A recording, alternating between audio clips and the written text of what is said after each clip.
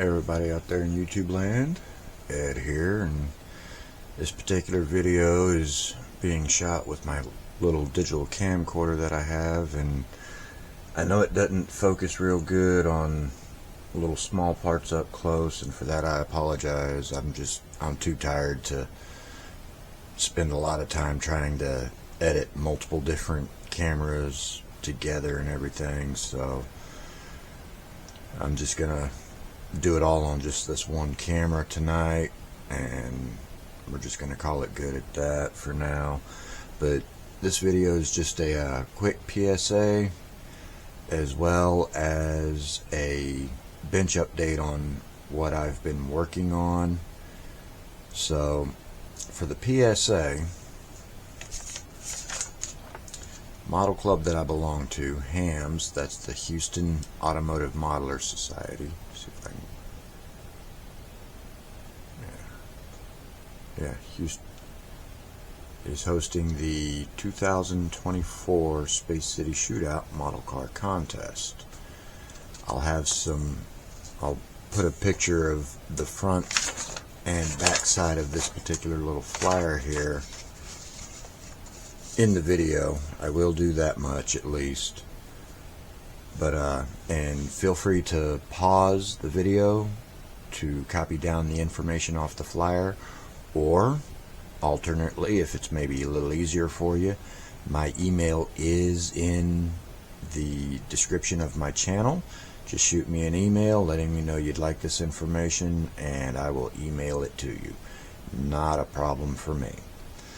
Alright, that done for the bench update on my winter beater. Since I'm well over 2 months behind schedule on it, I've decided I'm going to expand the build. Now, as far as for what I've gotten done with the truck, I've added some taillights to it, which I don't know. I don't think that's focusing in too very well on it. But for those of you that are Camaro aficionados like I am, you might recognize those as being 69 Camaro taillights. Painted the center section white for the reverse lights. Also, I got the underside of the bed detailed with the wood grain and the silver lines to match the inside of the bed. And that's really about all I've done on the truck. Now, the way I'm expanding it is I have one of Aoshima's Brian James A4 transporter trailer that I've just about completed. I've got a few little detail, like adding the lenses for the lights and whatnot.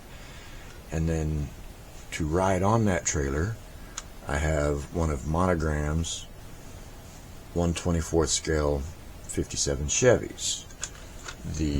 I picked that particular kit up at Ollie's. See if I can zoom in on the little price tag here. For $12.99. Doesn't look like it's focusing very clearly on it, but yeah.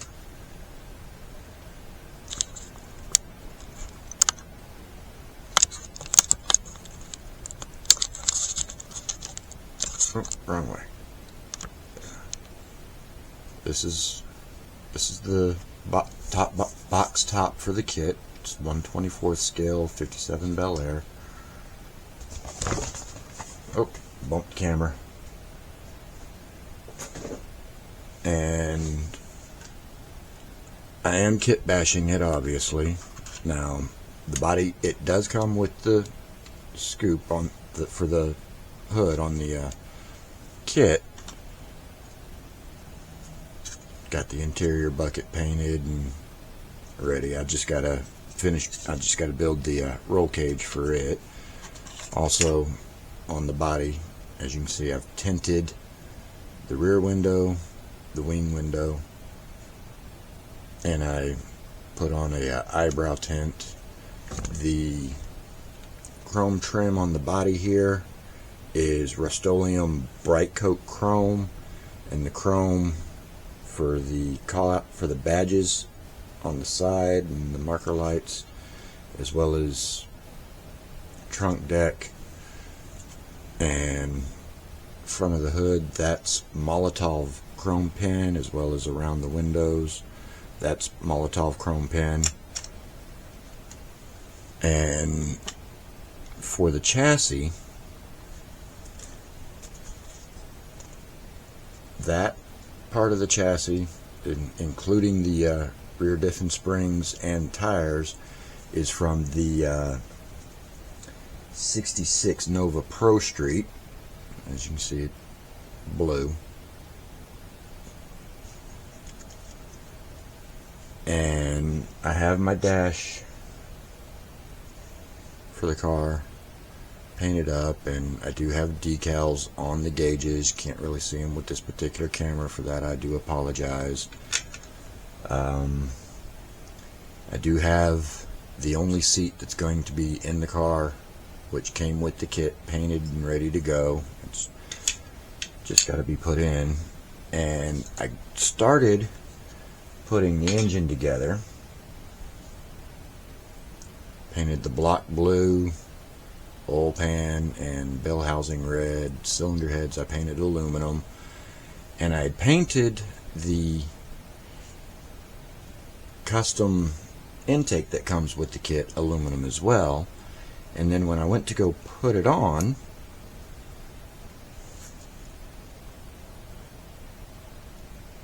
don't know how well you can see it with this camera, but there's some major gap between the sides of the intake and the cylinder heads, so that's going to have to be shimmed to make that fit. And so I tossed the intake into the purple pond, and then got a little brush out and scrubbed it, and got all the paint off of it, well, most of the paint, so I can get it shimmed up and cleaned up and ready to go. And then I'll finish putting that engine together. Another project I've been working on, get the box for it real quick, is this guy from, I want to say AMT, yeah, AMT. And between the two OBS Chevy monster trucks that AMT offers, this one and the USA one, this one was the less expensive of the two, even though they're really the same kit. And since, as you can see, not painting it in the colors of either livery, the Coca-Cola version or the USA 1 version, I've dechromed, or the roll bar, as well as the lights that go on the top. The only reason I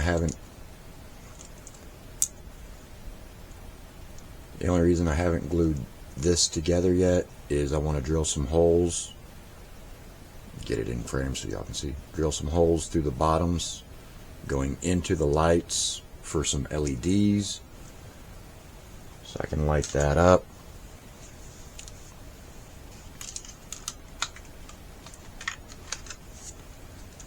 The bed is not yet glued to the cab, but as you can see, I tinted the rear window as well as the eyebrow on the front windshield. The interior is actually 3 different shades of red, one for the main bucket, a second shade for the seats, and then a third shade for the dash. I do have the gauge decals on the dash. Steering wheel is, I want to say, satin black. The trim around the windows and then the wipers, as well as on the sliding glass of the rear window, that's black Sharpie. And then for the grill, which This grill is not yet glued in. This is actually the grill from one of the new re-release. I want to say this came out of one of the dually kits. And I used hobby knife, file, and sanding boards to shave down this area right here along the front of the truck so that this particular grill would fit. I also used a sanding file, like a nail file. In fact, this one right here, dollar store, cheap as they get, you know, to sand down the bottom edge of it to make it fit. And the reason why I'm using this grill instead of the kit grill is this grill, the headlights are molded in such a way that it actually has a clear lens that goes over it. So I'm going to put some LEDs in there as well and light up the front end. And then of course I'm going to put some use some Molotov to chrome the inside of the taillight back here, and then I'm going to put some LEDs there and light up the tail lights as well. And what I'm going to do is I'm going to build a little toolbox with a hinge that's held down with a magnet, with a hinge lid that's held down by a magnet back here in the bed of the truck to hold the battery and all that good stuff.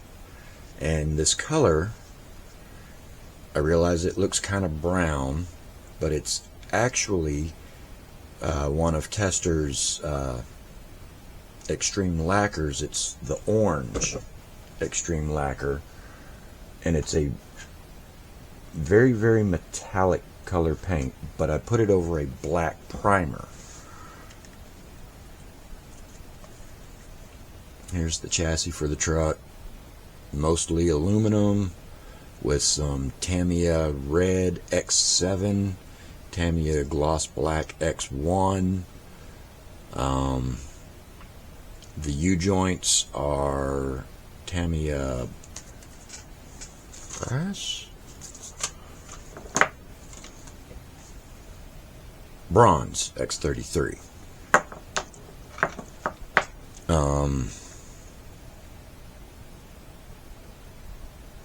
The shafts of the shock absorbers, the pistons, those are Tamiya titanium silver X32. The wheels, I used the chrome inserts on the insides of the wheels, and I forget exactly which gold spray paint I used. And then for the engine and transmission are red with a rose gold, Krylon Shortcuts rose gold oil pan. Blower and base, Rust-Oleum aluminum.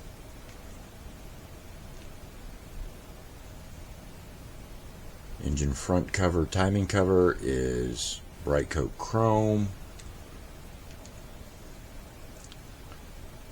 The drive belt is primer black, flat black primer with silver Sharpie for the pulleys.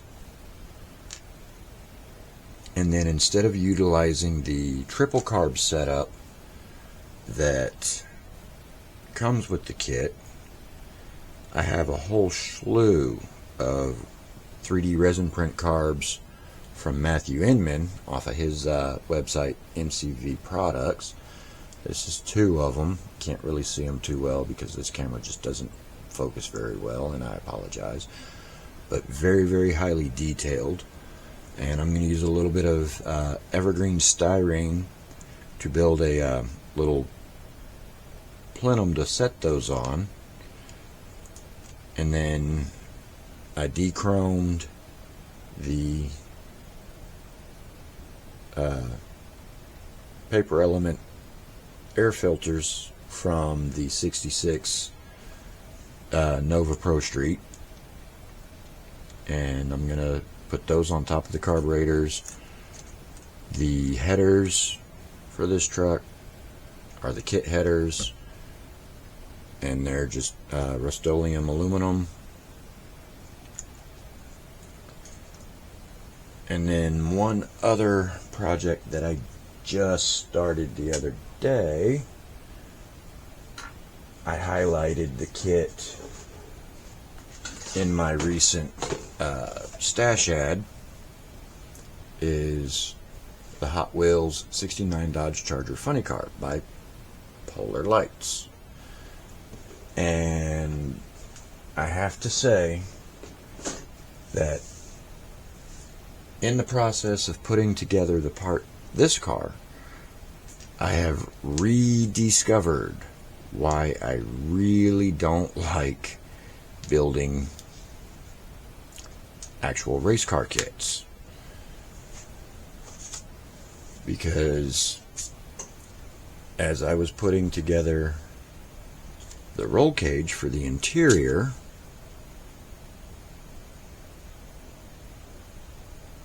I almost threw the kit away. It was so fiddly and so difficult to get the parts to stay in place while trying to get them all glued that I got very frustrated with it.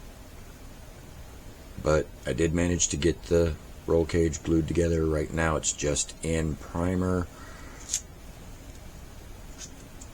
Oh, also for the monster truck is the kit, brake master cylinder and vacuum booster, just in primer. I haven't painted that yet. For the funny car, I have the engine block with cylinder heads. Not real sure what color I'm gonna paint this. Probably an orange, maybe a blue.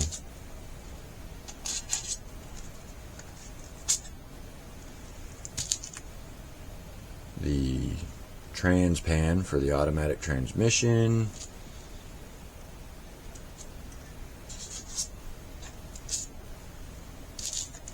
And the front mounting plate for the engine itself. And then for parts that I wasn't able to put on stuck alligator clips, but I was able to use toothpicks and clothespins, I have the transmission with the plate that goes between the transmission and the transmission bell housing and the engine block.